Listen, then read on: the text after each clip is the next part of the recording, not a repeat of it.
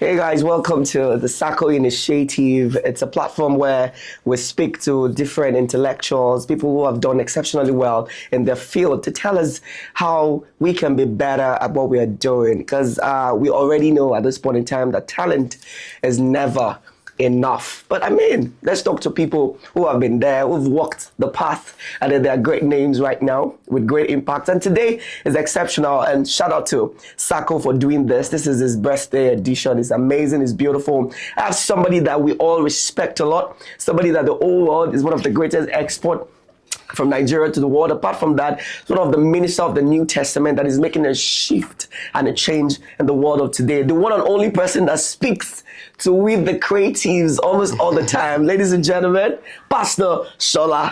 Oh wow, this is was good. I'm very good. Good to have you, Pastor Shola. Thank you so much. How are you doing today? You're always looking very young, very handsome and everything. By the way, we are shooting this in America. It's currently in America. I flew down to America to meet him. Yes, America Online. Thank you so much for joining us. I see that you speak a lot to creatives. You pray a lot for us, and then you say a lot. And I'm not shocked that Sacco had to bring you on set today. So tell us, what is your passion? I know you are a creative person as well. I know you have a company and stuff. Mm-hmm. But what passion do you have for creatives that makes you do what you do? Yeah, first and foremost, happy birthday to Sacco. Great man, great heart, great mind. And it's beautiful to see what you are doing for a lot of other creatives like you. So happy birthday to you. That's a very powerful question. Mm-hmm. I would start by saying, first and foremost, like you said, I'm a creative as well. And I've been doing this for years. And so I think it's just the concept of relatability. I can somewhat connect to what an average creative person is going through, how they are thinking, their mindset, because I've been in that place before. And then I've been able to metamorphose into something new, yet still being a creative at the same time. So it's from there, the passion, to speak to creative people. Because you see, I think the average person, 9 out of every 10 person has something exceptional. And most people, because we serve a creative God, you were created in his image. So that mindset to be creative is natural. It comes naturally to you. But it doesn't mean you will stand out because you are creative. And it doesn't mean that you will make the most of your creativity because you are creative. So creativity is just like a gift. It's what you do with it that's the most important thing. And so my passion there is to try and help as many people, to see how they can bring out what they carry on their inside. Finally, like you said earlier in your introduction, I'm a pastor. And a lot of people that attend, the church that I pastor, my church, they're all creative people, right? So most people, 80% are creative people. So it's only normal for me to be able to speak to the core and to the heart of the people that I'm sent to. True. I feel like 2 questions are very major to the heart of, Sacco that organized this. And one of it is the fact that how can creatives, people that have talent, how can they maximize that talent? How can they not be stuck, when you're just doing the norm? How can they walk away from the norm, projecting into a better future and stuff? Yeah. Very good question. It's just like an analogy. If you have rice and you are hungry, having rice in your house, you can't eat it. True. You can have the rice, but you have to process that rice. You put it inside water, you put it inside on fire, you give it time to cook, and then you can now eat the rice. So having just a bag of rice in your house, you can't be celebrating, I have a bag of rice, but you're hungry. That's exactly what a lot of creative people do. They have the talent, but it's not refined. It's not processed. It's not gone through seasons and chapters and, making it into something that is exportable, valuable, and people can pay money for it. So I think that journey for most creative people is where people get stuck. Like you said earlier when you started introducing me, you said talent is not enough. Talent is great. Everybody is talented, really. Everybody has something exceptional they can do. But what will stand you out is that journey, it's that process. And I believe that one of the things that you must do is to choose for yourself that you would go through the journey required for your own transformation. And I think that's where a lot of creative people get to, because they think, and one of the things you must also understand is that creativity is in the bandwidth of time. So you are creative, but your creativity is it's only going to speak to a generation in a season and a time. So if you don't do the work that you're supposed to do, another generation comes in and moves over you. Sure. So there was a time we used to listen to a particular set of musicians. True. Now, if you mention their name, now everybody is and say, True. who are those ones? True. Right. So how do you process yourself in such a way that you are transgenerational, not just one time, but you can metamorphose into several skins and several you.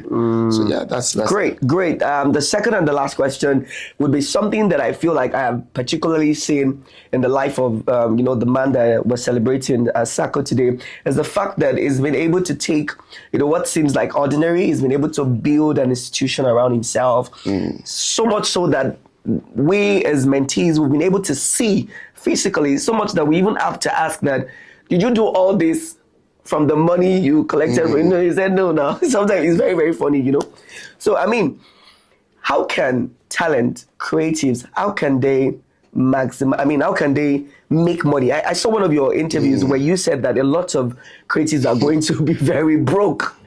So how can this whole thing, how can it translate to money, like real-time money that can take care of you? I can speak on this for almost 1 hour, so I'll keep it very short. And because I'm very passionate about this area. Okay. I've seen very, very hopeful creatives that are believing that one day they'll be rich. Let me just backtrack a little bit.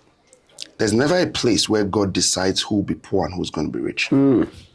Right? Your decisions determines your direction. Your direction determines your destination. So your decisions will be exactly what will make you get to where you want to get to. What you said about, Sako, and I've observed, it speaks of mentality, a winning mentality. That irrespective of what I have that is available to me or is not available to me, I would make something out of this thing. That in itself is what many creatives do not have. That grit, that guts. They have ideas. Creativity flows in them. They know how to make that creative come out. They're just like, it will come out. But how to turn yourself to the person people can give money to, they don't know that. First and foremost, as a creative person, you must understand that what people are attracted to is really you. Your creativity is your entrance. Is like, that's what pulls them to you. But in the long run, they move away from your creativity to you. They want to give you money, not necessarily your creativity. Your creativity attracts them to you.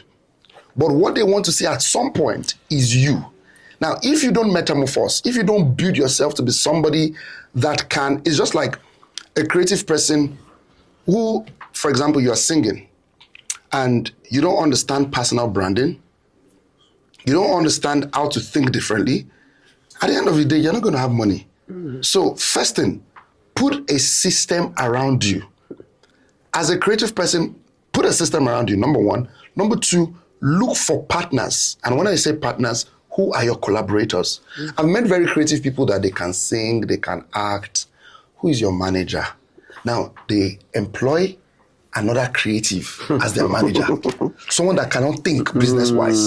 Someone that cannot negotiate. So that's where the problem starts from. And that's because, and I say this very respectfully, the average creative are very stingy. They want to eat the money alone. So they don't understand that, look, when you are starting out, it's almost like Commonwealth. Everybody needs to enjoy, these things together so that you are building to a point where you're able to then stand. So I think that one more thing I want to say, one of the things I think that creative people should start doing is to build for themselves very quickly an ecosystem that can create a chain of money to them.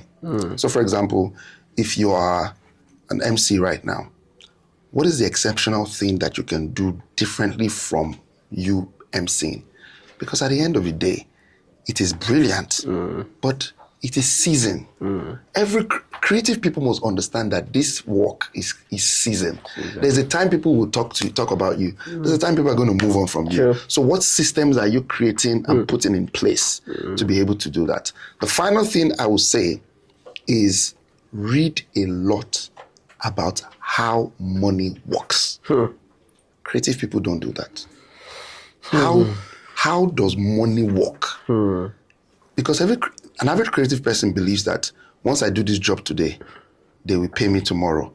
Another one will come. You are living on hope. Hope is not a strategy. You can't be hoping that one day one breakthrough will come from nowhere. And so you are going to be poor. Right. And when you are poor, the world will laugh at you. So wake up. The average, let me just say this here. 9 out of every 10 creative, they will beg. Lord have mercy. That's the truth. Have you not seen people in their 70s, 60s? Creative people. Some of them will have dreads. They'll be telling you about how they worked with Majek Fashek. How they'll be in one place sitting down there smoking one weed. They say, we're the ones that opened the shrine that time. We're the ones that worked with Majek. Just look at Majek is now my trek. What system did you put in place? Sure. You were enjoying the benefit of the small money that was coming at the time. They used to buy car. They don't understand how to build. No business, no structure, no everything is for chop, everything is for glam. The average creative must create systems. You must have partners. For example, if you know you do shows all the time, who are your branding partners? Who is dressing you up? That is giving you a very good discount compared to what other people are. Because at the end of the day, you have to show up very well. True. So if you spend all that money on clothes, you don't know what is going on with you. True. But you think that another one will come. So, and I'll say this finally, if you're a Christian, you don't only need praying in tongues to prosper. In fact, prayer does not answer to money. So if you can pray from today to tomorrow, you will still be poor. What you need to do, you have to know how the systems of the earth, how it works, how the systems of the earth, what is the rotation? How do I make money? How do I multiply money? How do I save money? And how can I become somebody people want to invest in? That person, and that comes with a lot of things. The reason why I'm here today is not because that no creative will just see me and say, come to my podcast. I will not come. It's because I trust the person. You've seen consistency over the years. Sure. Built a brand of consistency. Many creatives, they are badly behaved. Sorry. You can't trust them. If you tell you come at 5 o'clock, they will come at 3:30 the next 2 days after. Wow. Bad behavior, and they want people to invest in them. You will be poor. So I pray for you. You will not be poor. Amen. In Jesus' mighty name. Amen.